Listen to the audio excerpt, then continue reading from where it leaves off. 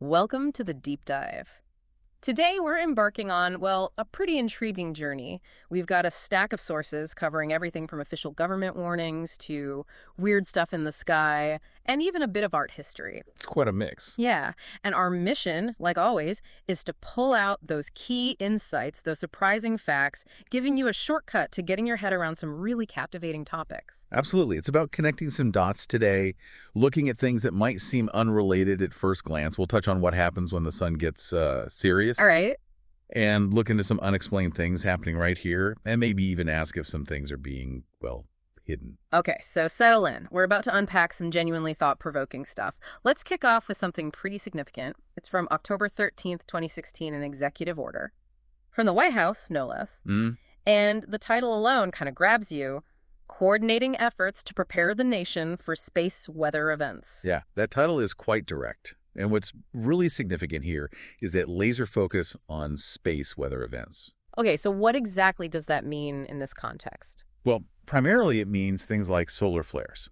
Those are the powerful bursts of radiation from the sun.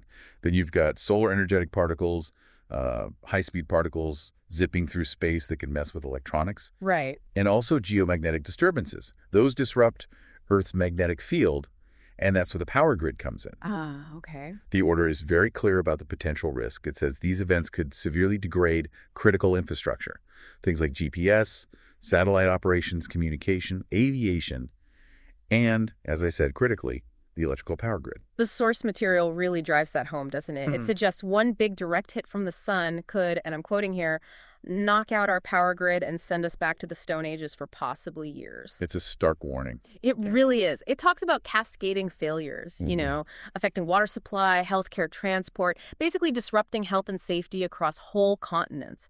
It kind of Yeah. makes you realize how interconnected, maybe how fragile our modern world actually is.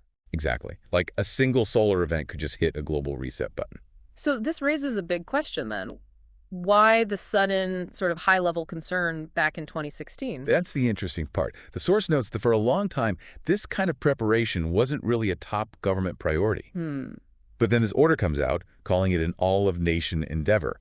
Suddenly, it demands partnerships across all sorts of groups: government agencies, emergency managers, academics, the media, insurance, nonprofits, the private sector. Wow, everyone. Pretty much everyone, all aiming to, quoting again, minimize the extent of economic loss and human hardship.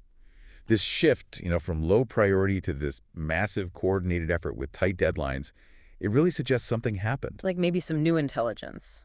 Or an incident we don't know about. It implies that, yes, Hmm. something seems to have elevated space weather from just a theoretical risk to a much more immediate national security concern. And the order itself has details, right? Responsibilities for different agencies. Oh, yes.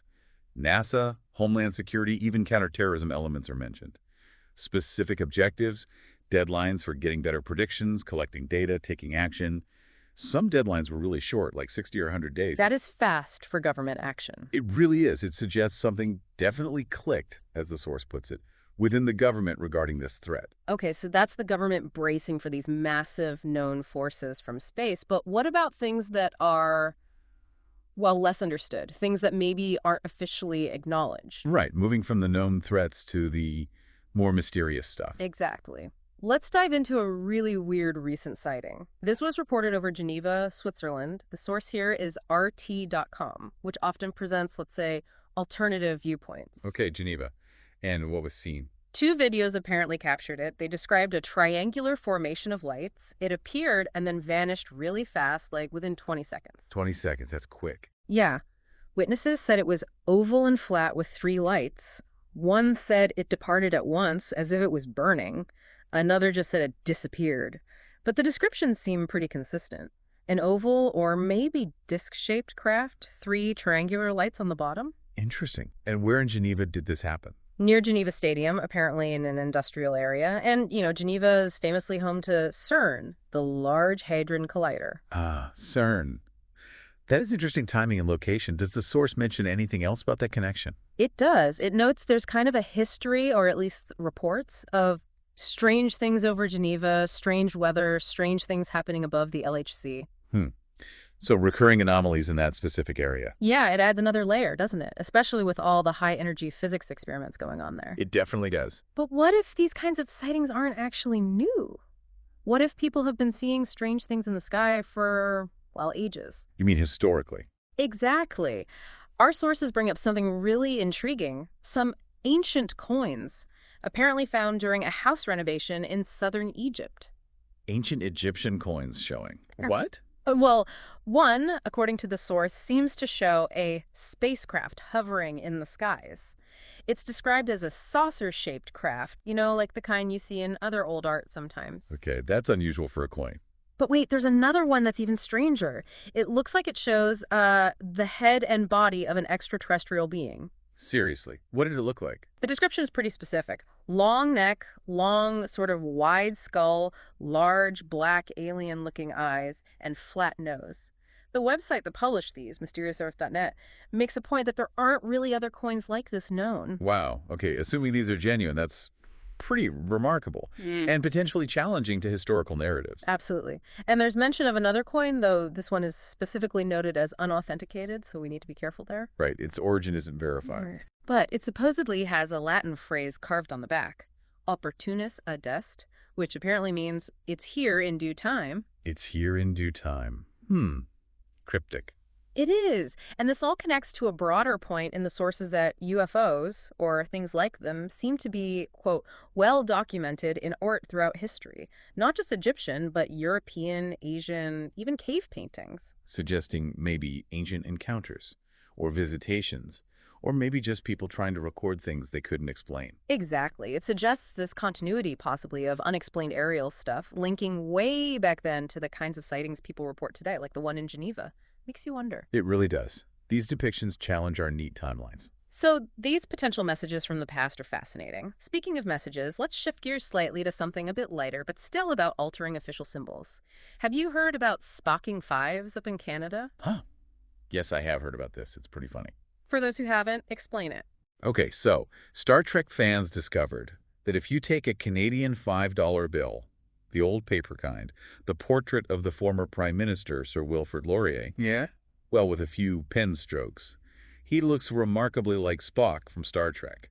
There's this eerie resemblance, as the source puts it. So people started drawing Spock features, the ears, the eyebrows, onto the bills.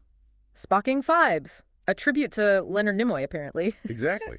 It's quite creative, you have to admit. I do wonder about the reactions when people tried to spend them, though. Right. Probably got some funny looks. It's a fun example of people playing with official symbols, adding their own meaning in plain sight. Yeah, a bit of harmless subversion. Although the Canadian government isn't too thrilled, apparently. They're begging people to stop defacing the currency. Yeah, can't blame them, I suppose. But here's the kicker. Those particular $5 bills, they're actually being phased out anyway. Canada's switching to new plastic money. Oh, really? So these Spocked Fives might become collector's items. Could be, so if you happen to have one, maybe hang on to it. Good tip. But this whole idea of altering things, it brings up a more serious question. What if some things aren't just playfully defaced, but are intentionally hidden, obscured from view? You mean like official cover-ups? Potentially. Let's look at this image that stirred up some debate. It's from the European Space Agency, the ESA, an image of the asteroid Lutetia taken by the Rosetta spacecraft. Okay, an official ESA image. What's the controversy? Well, an online analyst, Scott Waring from UFOsightingsdaily.com, he's known for scrutinizing these kinds of images. Right, I've heard of his work. He looks for anomalies. Exactly. He took this Lutetia image, adjusted the brightness and contrast, fiddled with the levels, and he claims he found what he calls very obvious editing work, or even stronger, Photoshop cover-up work. A cover-up of what? He suggests the editing was done to hide something very, very large that was apparently in the background near the asteroid. He even estimated its size about 62 miles wide. 62 miles. That is large. What kind of evidence of editing does he point to? The source gets pretty specific. It mentions seeing square blocks in the image, spring-led white dots, and areas that look like someone used a square eraser tool, basically, to blot things out in the blackness of space. Those are strong claims against a major space agency like ESA.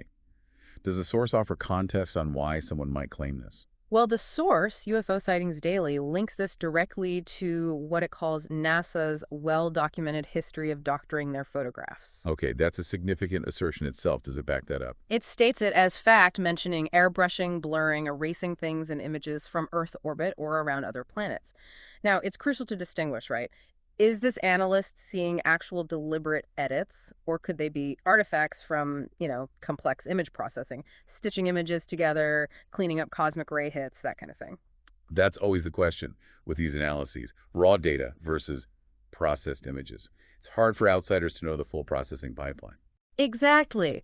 But the source reporting on Waring's analysis leans heavily towards deliberate concealment. It frames it as part of a pattern of alleged secrecy. Raising that big question. If something was edited out near Lutetia, what was it? What could be so important in the darkness of space that it needed, supposedly, such extensive editing? It leaves you hanging, doesn't it? It certainly does.